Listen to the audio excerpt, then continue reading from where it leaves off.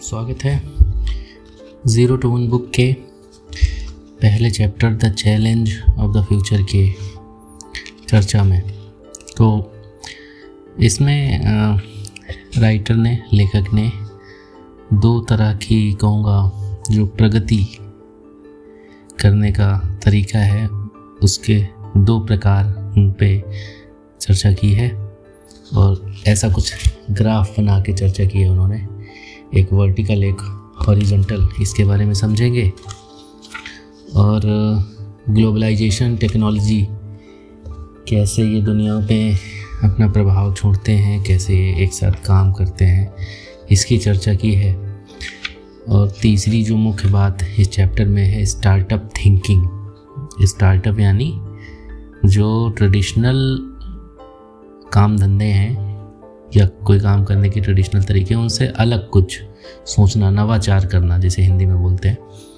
इन तीन अंशों में ये चैप्टर डिवाइडेड है। तो हम शुरू से शुरुआत करते हैं। तो लेखक ने इसमें उदाहरण दिया है कि वो इंटरव्यू के माध्यम से लोगों से एक प्रश्न पूछा करते थे कि ऐसी कौन सी सच्चाई है जिस पर बहुत कम लोग तुमसे सहमत होते हैं। ऐसा प्रश्न वो लोगों से पूछते थे। ये सवाल जितना आसान लगता है असल में उतना आसान है नहीं, क्योंकि हम वही जानते हैं जो हमें सिखाया गया है, गढ़ा गया है, जो हमारे दिमाग में भरा गया है। कुछ अलग सोचने के लिए, कुछ अलग करने के लिए हिम्मत चाहिए, इसलिए ये सवाल थोड़ा कठिन हो जाता है, क्योंकि इस तरह से हमारा दिमाग प्रोग्राम ही नहीं होता, उसको अभ्यास ही नहीं होता। ज़्यादातर लोग, राइटर कहते हैं, इस सवाल का जवाब देते हैं, कहते हैं कि हमारी शिक्षा प्रणाली ख़राब है, अमेरिका महान देश है, चूँकि अमेरिका की बुक है तो वहाँ का उदाहरण है, भगवान का अस्तित्व नहीं है। कुछ ऐसे टॉपिक जवाब में मिलते हैं राइटर को लोगों से। तो राइटर कहते हैं लेकिन ये जवाब अच्छे नहीं हैं, क्योंकि इन पर पहले से ही बहस होती रही है। सही जवाब कुछ ऐसा होना चाहिए। ज़्यादातर लोग एक्स फैक्टर, कोई, मैं भगवान कह लूँ यहाँ पे, या कोई शक्ति कह लूँ जो हमारी मदद करती है या चलाती है इस पूरे यूनिवर्स को, उस पर ज़्यादातर लोग विश्वास करते हैं। लेकिन असलियत में जो वास्तविकता है वो इसके उलट है। अब सवाल उठता है कि इस सवाल का भविष्य से क्या लेना देना। दरअसल भविष्य वही है जो आज से अलग दिखेगा, और जो लोग असल में कुछ नया सोचते हैं वही भविष्य को आकार देते हैं। इसके आगे प्रगति को दो खांचों में बांटते हैं लेखक। एक जो कि किताब का शीर्षक है ज़ीरो टू वन की यात्रा, इसको दो तरीके से बताते हैं। पहली बताते हैं हॉरिजॉन्टल, जो क्षैतिज कहेंगे, यानी 1 से n तक, n यानी अनंत तक। तो इस कैटेगरी में राइटर रखते हैं उन चीज़ों को जो पहले से मौजूद हैं, उन तरीक़ों को, उन शिक्षाओं को जो पहले से मौजूद हैं, बस लोगों को सिखाई जा रही हैं, उन्हें बस कॉपी करते जाना है। जैसे अगर आपके पास एक टाइपराइटर है और आप 100 तरह के टाइपराइटर बना दें उससे, तो यह एक हॉरिजॉन्टल प्रगति होगी। इसे ग्लोबलाइजेशन भी कहा जा सकता है, यानी एक ही तरह के प्रोडक्ट को बनाना, उसमें कुछ नवाचार, नवोन्मेष नहीं करना। दूसरी जो प्रगति का प्रकार बताया वर्टिकल यानी ऊर्ध्वाधर, इसमें राइटर बताते हैं यानी कुछ नया बनाना जो पहले कभी नहीं था।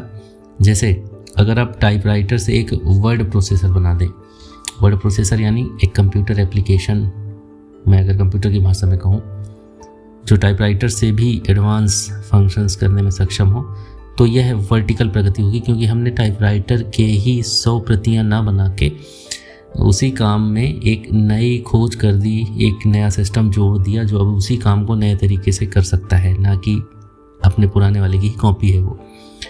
इसे असली टेक्नोलॉजी कहा जाता है, ऐसा राइटर कहते हैं। आगे बताते हैं कि अगर हम ध्यान दें तो पाएंगे कि चीन और भारत आज ग्लोबलाइजेशन के रास्ते पर हैं। क्यों? अब ग्लोबलाइजेशन का अभी उन्होंने क्या उदाहरण दिया, यानी जो चीज़ पहले ही खोजी जा चुकी है उसी का प्रोडक्शन करना बड़े स्केल में और उसको दुनिया भर में भेजना बेचना, उसी को ग्लोबलाइजेशन कहते हैं। तो बताते हैं कि चीन और भारत आज ग्लोबलाइजेशन के रास्ते पर हैं। वो विकसित देशों की नकल कर रहे हैं, लेकिन सिर्फ नकल करने से दुनिया आगे नहीं बढ़ेगी। अगर हम सिर्फ पुराने तरीके अपनाते रहेंगे तो संसाधनों की कमी और प्रदूषण जैसी समस्याएं बढ़ती जाएंगी।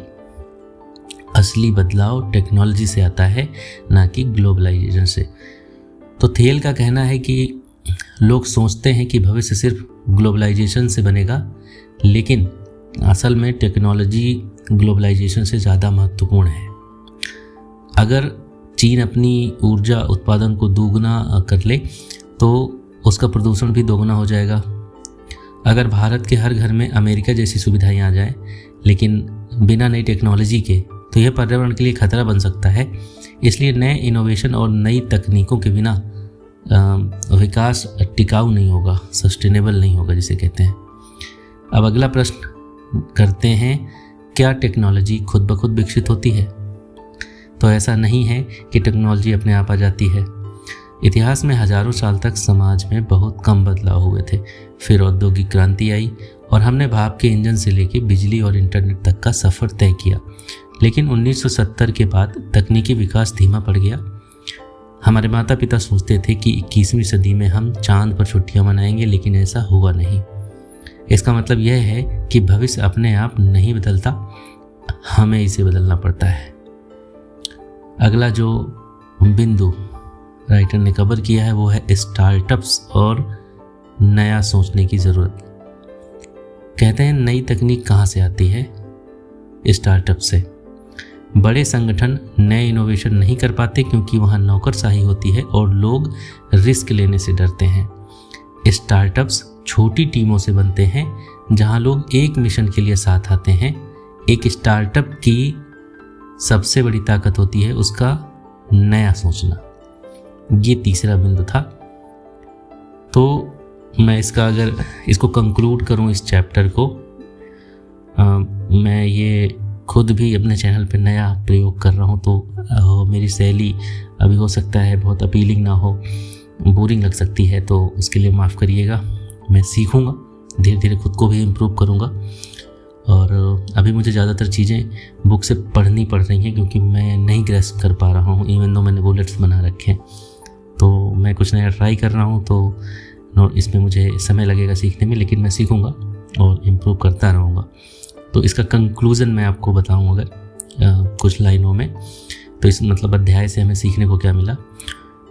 यानी राइटर के हिसाब से अगर हमें बड़ा बदलाव लाना है तो हमें 1 से n नहीं, यानी हमें 0 से 1 की सोच अपनानी होगी। यानी हमें ग्लोबलाइजेशन के बजाय इनोवेशन या नई टेक्नोलॉजी इनोवेट करने की तरफ जाना होगा, क्योंकि भविष्य सिर्फ नकल करके नहीं बनेगा बल्कि नई टेक्नोलॉजी और इनोवेशन से बनेगा। दुनिया को बदलने के लिए हमें खुद को बदलना पड़ेगा और नई सोच को अपनाना पड़ेगा। अगर आप इस तरह की